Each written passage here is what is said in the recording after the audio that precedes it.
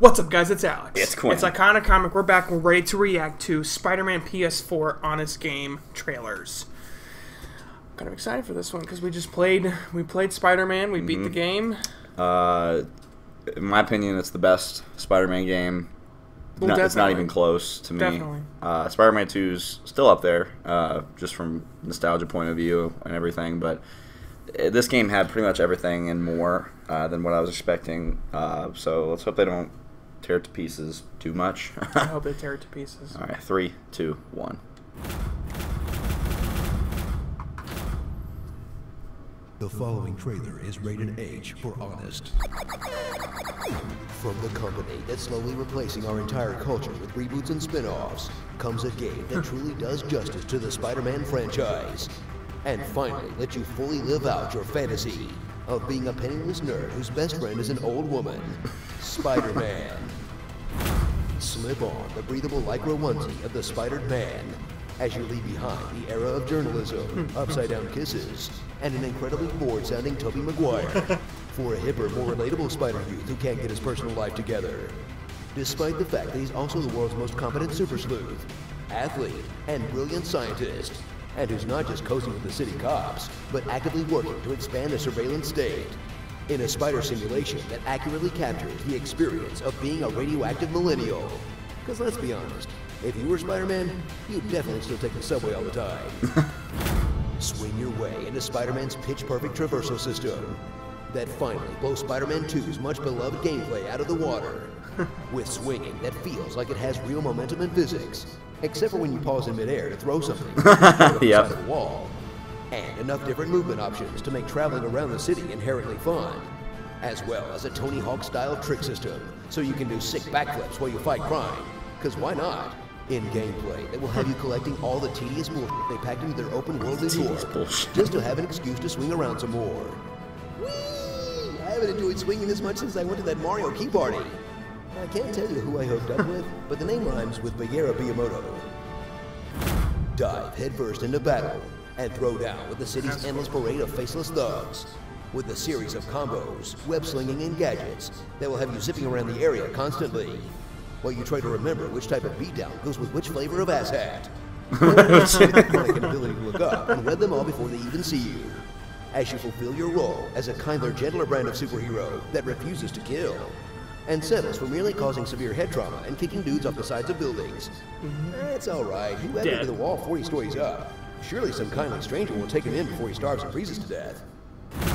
Get ready for the collectathon that is par for the course in the open world genre, as Spider-Man pulls out nearly every cliche minigame and side activity in the playbook that won't just have you activating towers, stopping crimes, saving citizens, taking pictures, and picking up backpacks, but also doing puzzle minigames, chasing down pigeons, healing the fish, fixing the Wi-Fi, and doing more plumbing than a certain well-known video game character.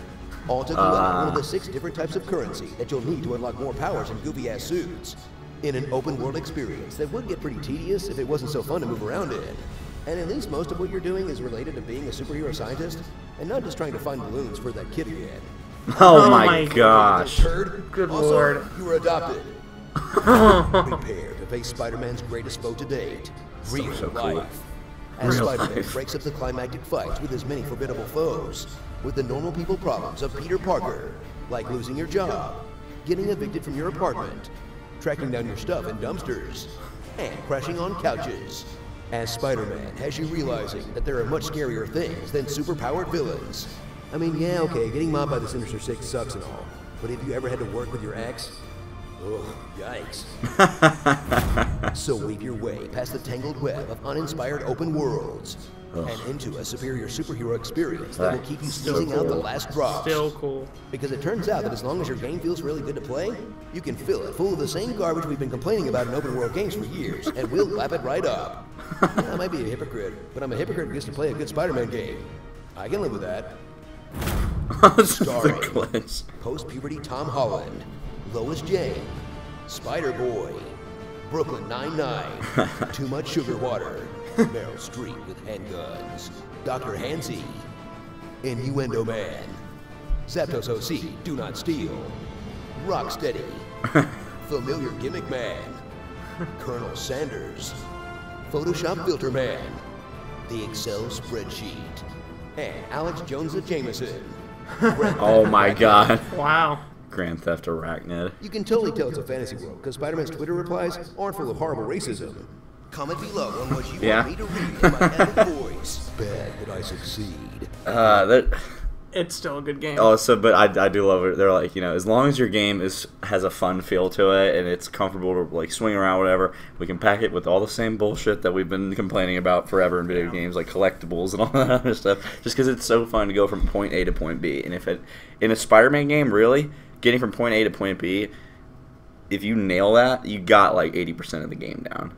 Like swinging is so important. But then, does it make it a good game overall? Well, also I think the story's really good. Like the actual story of the game is better than most of the movies. Yeah, it's a good story. But as a game as a whole, do you think it's still the best? A good game, not best Spider-Man game. I mean, like top 5 games of all time for you personally. No. Okay. But it doesn't mean it's a bad game.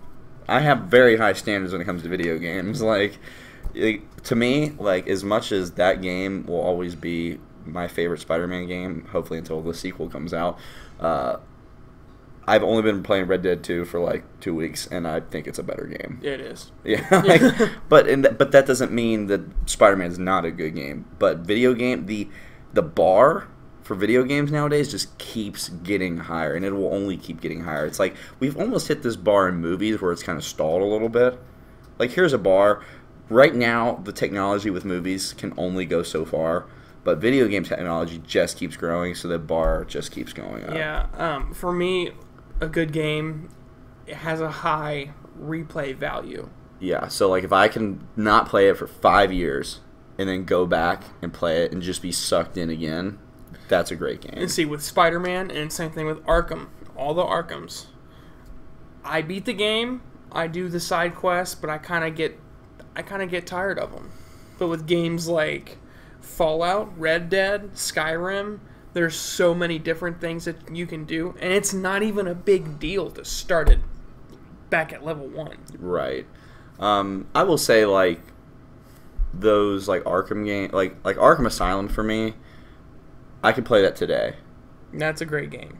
Arkham Knight, I love Arkham Knight, but I think as the Batman games actually, it's weird, actually, as they got bigger, their replay value went down. Yeah. But that, like, Arkham Asylum, because it was in that kind of closed little off world, and there's so much to do in that closed off world, when you go back and play it, like, there's so many different ways you can attack things. I think Asylum is just that anomaly, that outlier I think that's game. About as close to a perfect Batman game as you can get. That one, and Arkham City's pretty close. I think they just took a dump off. Not huge, but it was definitely a step down when they did Arkham Knight. We're starting a podcast right now, like in this video.